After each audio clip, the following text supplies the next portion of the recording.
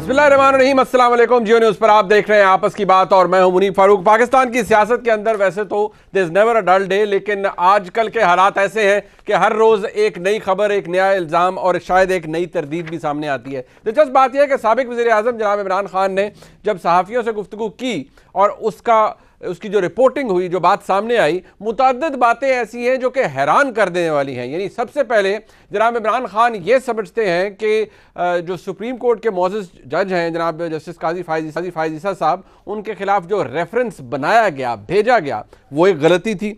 और जनाब इमरान खान ये भी फरमा रहे हैं, उन्होंने फरमाया कि मेरे पास जो इत्तलात हैं जस्टिस काजी फ़ाइज़ ईसा साहब के हवाले से, उनकी प्रॉपर्टीज़ के हवाले से, वो तो साबिक जो वज़ीर कानून थे फ़रोग़ नसीम साहब, वो लेकर आए और मैं समझता हूँ कि बड़ी गलती हो गई, नहीं भेजना चाहिए था।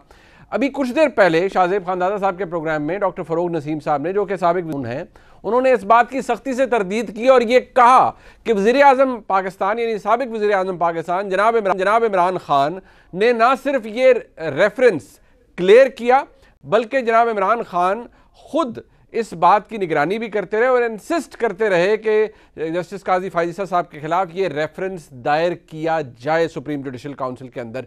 और खाकसार बहुत सी चीज़ों का बहैसियत एक सहाफ़ी गवाह भी है कि किस तरह से वजारत कानून और जो शहजाद अकबर साहब का एसेट रिकवरी यूनिट था, उसकी खिदमात भी ली गई। शहजाद अकबर साहब किस तरह से इमरान खान साहब की हिदायत के ऊपर इस मामले में पूरी तरह इन्वेस्टेड थे, किस तरह वो कोशिश और काविश कर रहे थे कि काजी फ़ाइज़ ईसा साहब के खिलाफ ना सिर्फ रेफरेंस बने, बल्कि उसके अंदर इतना कुछ शामिल हो कि वो रेफरेंस अपने मंतकी अंजाम तक पहुँचे। ये एक ऐसी बात है, एक ऐसा बयानिया है जो कि सामने आ रहा है। एक बदकिस्मत बयानिया ये भी है कि जनाब इमरान खान बहैसियत साबिक वज़ीर आज़म कुछ ऐसी बातें कर रहे हैं जो कि कुछ देर पहले DGISPR ने एक प्रेस ब्रीफिंग दी, बड़े क्लियर और अनइक्विकल बयानात दिए, सवालों के जवाब दिए और एक जो धुंध छटी हुई थी, धुंध जो आई हुई थी, उसको ख़त्म कर दिया और बहुत से सवालों के जवाब दे दिए। लेकिन आज भी इमरान खान साहब अपनी बात पर अड़े हुए हैं कि नहीं, हमारे दफ्तर ने यानी साबिक वज़ीर आज़म के दफ्तर ने तो फ़ौज से कोई रब्ता नहीं किया, फ़ौज हमारे पास 3 ऑप्शंस लेके आई जिनमें से मैंने एक सिलेक्ट किया। ये भी बात अपनी जगह मौजूद है कि आज भी वो इस पर इंसिस्ट कर रहे हैं। दिलचस्प बात यह है कि वज़ीर आज़म इमरान खान, साबिक वज़ीर आज़म इमरान खान जनाब जब ये फरमाते रहे और बारहा बोलते रहे कि इलेक्शन कमीशन के साथ उनको शिकायत है, लेकिन फॉरेन फंडिंग केस जिसके बारे में वो आज ये कहते हैं कि उनको एतबार नहीं है आज के इलेक्शन कमीशन के ऊपर या चीफ इलेक्शन कमिश्नर के ऊपर, जनाब इमरान खान इस इलेक्शन कमीशन की कॉम्पोजिशन के बाद उन्होंने क्या फरमाया, इस केस के हवाले से फरमाया, जरा वो भी सुन लीजिए।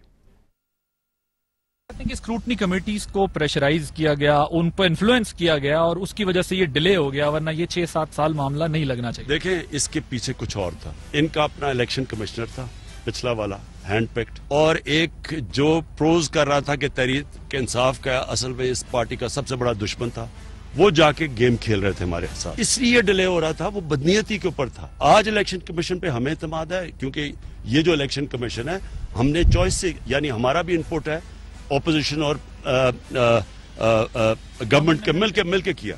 पहले तो इनके अपने थे ना।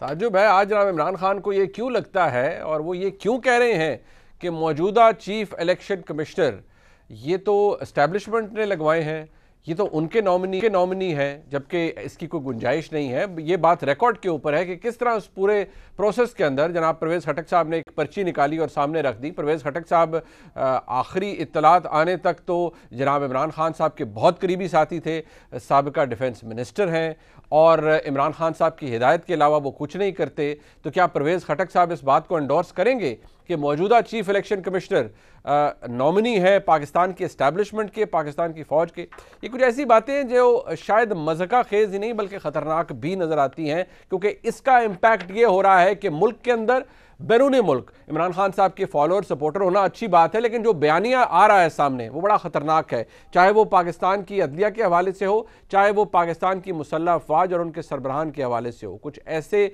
बदकिस्मत ट्रेंड्स चलाए जा रहे हैं, कुछ ऐसी कैंपेन की जा रही है जो कि किसी के हक में, ख़ास तौर पर रियासत पाकिस्तान के हक में नहीं। इस पर भी बात करेंगे। एक तमाशा पंजाब असम्बली के अंदर भी हुआ। अब उस तमाशे के बाद हालात ये हैं कि वज़ीर आला का इलेक्शन हो, हमजा शहबाज शरीफ साहब सीएम इलेक्ट हैं। पाकिस्तान मुस्लिम लीग काफ और पाकिस्तान तहरीक इंसाफ ने वॉकआउट किया और वो नहीं समझते, पाकिस्तान तहरीक इंसाफ ने वॉकआउट किया, परवेज़ इलाही साहब ये समझते हैं कि सारा प्रोसेस ही बड़ा कंट्रोवर्शियल है, डिप्टी स्पीकर बहुत पार्टिजन थे, वो पुलिस को अंदर ले आए, सारा मामला हुआ। लेकिन आज की तारीख में गवर्नर पंजाब उमर सरफराज चीमा साहब हल्फ नहीं ले रहे हमजा शहबाज शरीफ से इस ओहदे का, यानी वज़ारत आला पंजाब का, क्योंकि उनके ख्याल में जो रिपोर्ट उनके सामने आई है उसके अंदर तो ऐसे वाक़यात शामिल हैं जिनसे बहुत सारे सवालात उठते हैं पूरे प्रोसेस के ऊपर। अब मुस्लिम लीग नून ने यह फैसला किया है कि वो अदालत के पास जाएगी दोबारा से।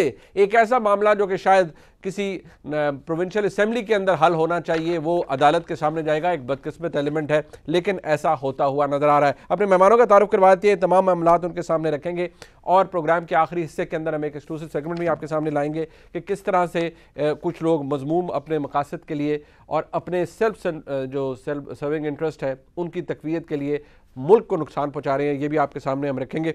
अपने मेहमानों का तारुफ करवाते हैं। सेनेटर कामिल अली आगा खान साहब हमारे साथ मौजूद है। कामिल अली आगा साहब सेनेटर हैं पाकिस्तान मुस्लिम लीग काफ के।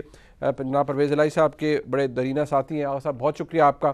हमारे साथ मौजूद है डॉक्टर तारिक फजल चौधरी साहब, मरकज़ी रहनुमा है पाकिस्तान मुस्लिम लीग नून के, किसी तारुफ के मोहताज नहीं है, बहुत शुक्रिया डॉक्टर साहब आपका। और जनाब द वन एंड ओनली इरशाद भट्टी साहब, ऑल टाइम फेवरेट, हर एक के फेवरेट सिवाय मेरे सबके फेवरेट इरशाद भट्टी साहब, बहुत शुक्रिया आपका और आपकी मोहब्बत है कि आपने हमें वक्त भी दिया।